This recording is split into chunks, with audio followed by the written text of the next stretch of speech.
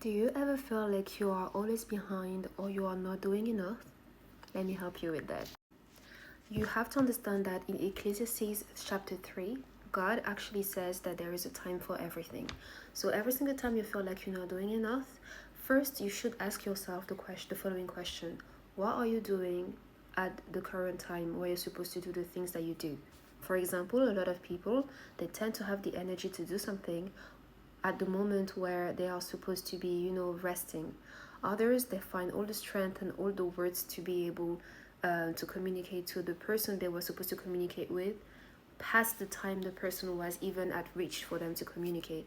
For others, it's actually when it comes to school, for work, they submit the work because they submit the work very late because they started very late.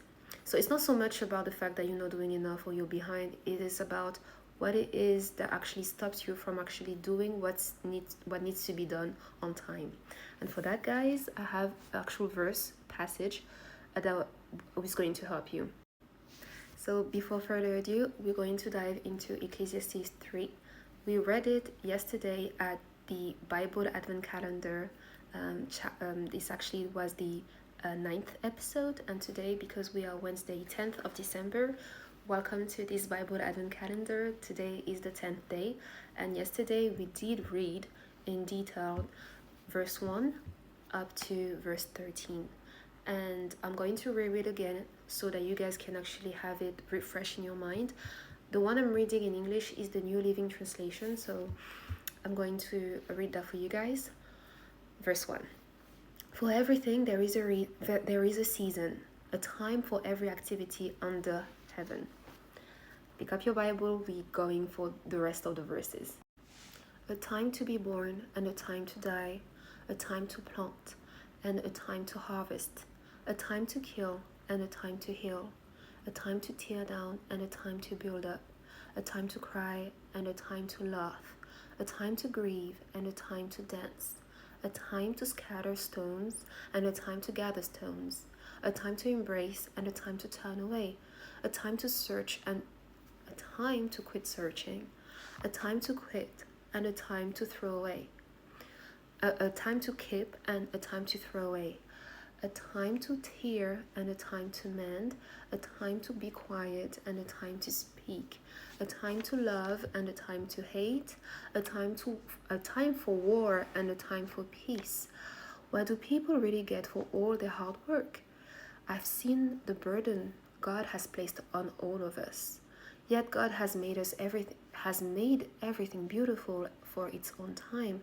He has planted eternity in the human heart, but even so, people cannot see the whole scope of God's work from beginning to end.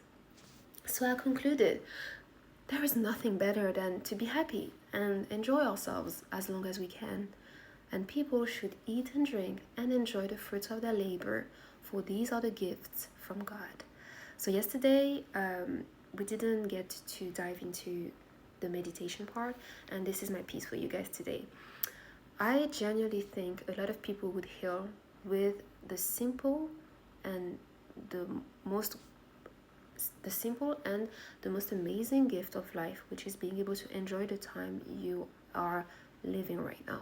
I know that a lot of people are going through very difficult times, especially in the current economy. For some, other countries are sometimes at war. Sorry, not sometimes at war. There are a lot of things that definitely doesn't help us being, on that positive mindset and looking forward to the future. But the thing is, you cannot control the entire world, but you can control what's happening in here and here. And the first thing that came to mind when I read that passage was the fact that there is nothing more important than respecting the timing you're living right now. I understand that there are some periods of your life that are less pleasing than others, but even during those difficult times, I implore you to take time to actually stay grateful. I'm not saying that you have to glorify the pain. I'm just telling you that there are still things that you can actually be grateful for. And every single time, and I also see it, you're doing something that you love and you're going for something that matters to you, and the process is bumpy. well, at least you are going for what you want. This even the courage to go for it, the blessing to even be alive, to breathe, to actually live your day, that is a gift from God. And to enjoy the fruit of your labor is also a gift from God. So do not take for granted the fact that you even have something to fight for today. That's a form of a gift because it's a passion. And for others, it can be something as little as just being able to have food on the table today, to see your loved one today, and to have had great memories with your loved ones.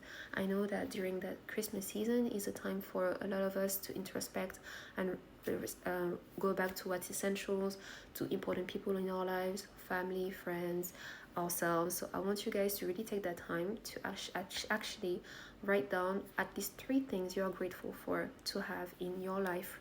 And I want you to pray God, to thank Him, because a lot of times we ask a lot of things, but we don't take the time to thank Him. And ask Him also in prayer to give you the strength and the wisdom to basically know when it's time to do what it is that you need to do, that you actually get up and do it, because God is actually the one who gives you the will to. He is behind the will doing. So wisdom, will doing, there is no reason why you, his child, he wouldn't give it to you. So as long as you are mindful of those things, it's going to be easier to actually ask for them.